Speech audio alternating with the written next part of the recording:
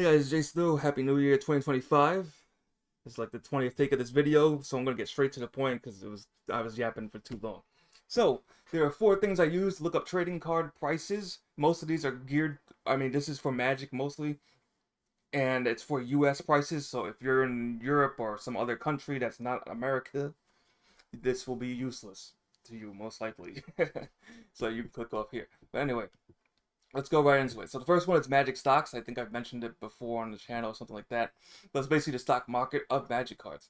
You can, what I do, there's plenty of other things you can do, but the two things I mostly use is interest. So if I click interest, you'll get a page of cards and like how much percentage they went up every single day. So they track by the day. So since yesterday, Season Pyromancer went up 112%. Now these aren't 100% accurate, so the easiest way to check that is to just click on the card. So I'm going to open on a new tab. Well, I didn't mean to open that tab. And then scroll down.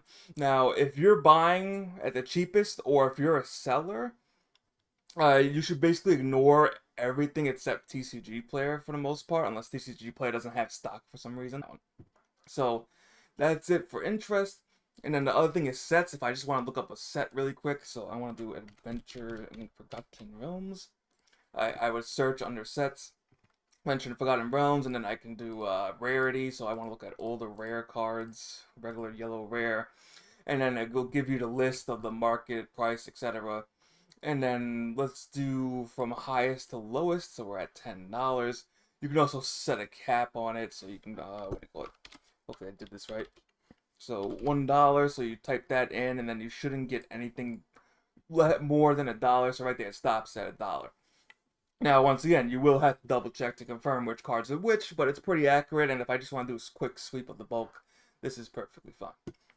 All right, so that's it for that thing. All right, next. All right, I did that in 2 minutes and 50 seconds. All right. So next is TCGPlayer. So you can obviously just type in what card you have. So for example, I'm just trying to look at the card. All right, I have Fold into Aether next to me, which is some kind of bulk, if I remember correctly. So you just type in the name, and it will give you the what do you call it? The set.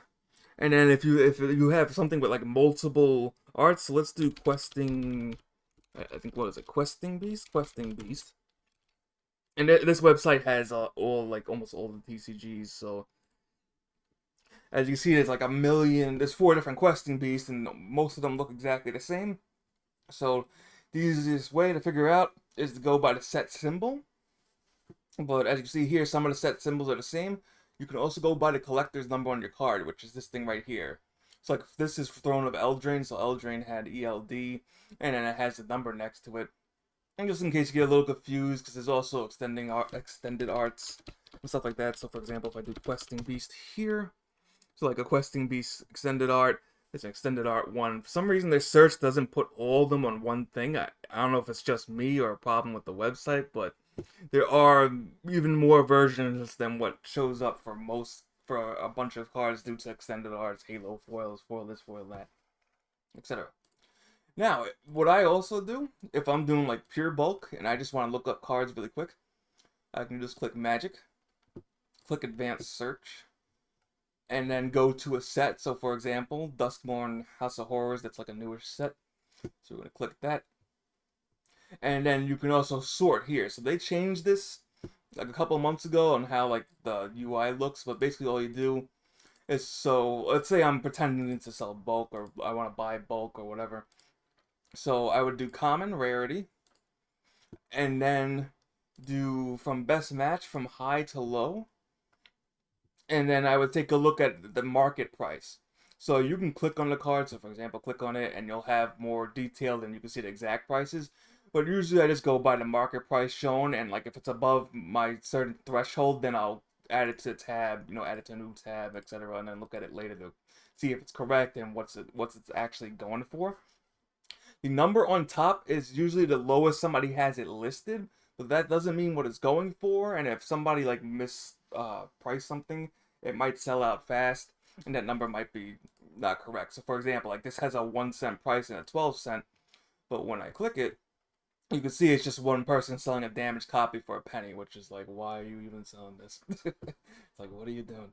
So, and then the rest are around 10 cents. So that's what I do to look up bulk. And then if I need to look up specific card, you know, I just type in whatever and then put it in, etc. So TCGPlayer is really self-explanatory. I'm not going to spend the whole video on it, but it is the biggest site for almost all the trading card games in the US. As you can see right here, we got Digimon, One Piece, Locana, Pokemon, Yu-Gi-Oh, etc.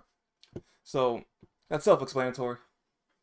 Now, next one is eBay. So if you have sealed product and you don't want to go off TCG, or you have like some product that's kind of rare or even extremely rare, eBay is probably the best guesstimate, I would call it, to find out what your card or sealed product is worth.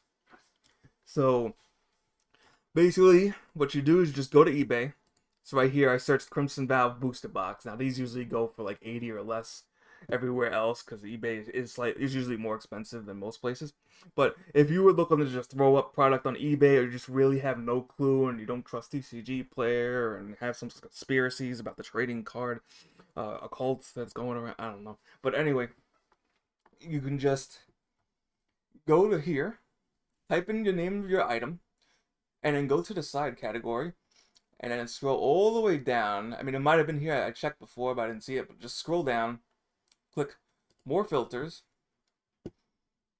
go down, show only, and then click sold items. So there's a lot of other things here, and they also have the authenticity guarantee. If you sell a card that's like worth, I think, $250 or more, it actually gets sent to like a third party, not a grader, but third party person, just to make sure that the card is real, which is awesome because I think the system's free as long as the card qualifies. But anyway, go to sold items, click apply, and here you will have all the sold items or sold Crimson Vows. Some of them aren't the exact one I typed in, but you'll have all the sold Crimson Vow items recently. And here you can just gauge what the going price is on average. So for example, like Direct from Kid Icarus, they're a big seller, so they've been selling boxes at 80. I mean, that's no surprise there. But then you'll see some weird ones, like this person was selling, what is that, 65? So this person was selling for 65, but oh my goodness, look at the wrapping job. Oh, I can't even zoom in for some reason. But that wrapping job is horrible. Oh my goodness. Why would you pay? I don't even pay for that. That just looks so suspicious. But I don't think anybody's resealing Crimson Vow. But anyway, yeah, you can see 65. We got another 180. 76, almost 76. So yeah, it's about right. You got 77 over here. But this is the easiest way to figure out, like, what are items going, what are people willing to pay for it. Now, of course, if somebody's scamming somebody, the listing might not be removed anytime soon and you won't notice. So you gotta just, you know, scroll down a bit and just look for the, you know, common range between everything in here, just to make sure you're not underselling, because people like to shill bid on items and stuff like that. And then just make sure you check the dates, because some rare items, of course, may not sell that often, so the price is going to fluctuate even more. But this is like very basic.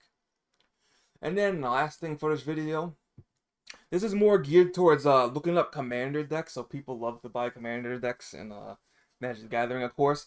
And they have the precons, so you're probably, when you get a precon, you're like, oh, which precon's worth the most, or am I getting the best value, or which one has the best cards, etc.